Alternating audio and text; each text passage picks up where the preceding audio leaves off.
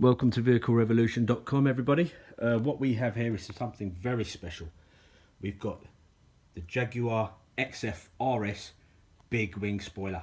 Now, I've put it together, but as you can imagine, you need to get it done professionally, as this is connected through a wire, which I'll dismantle shortly so you can have a look. That's the LED brake light. You can see the carbon. Let's have a look at the carbon. As you can see, 3K Trill, autoclave, vacuum technology of the highest end.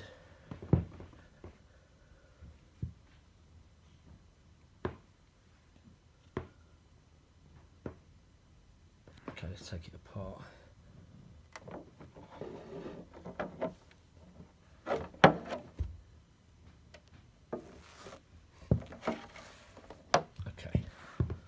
So here we have the fibre reinforced plastic, which on the mounts. It goes up there. But when you do fit them in, I'm sure you're going to use a solid glue, and that's the wire that connects into the side of it. As you can see, complete brake light for it there. You know, we've sold a number of these globally, as we are the only company in the world that has this currently.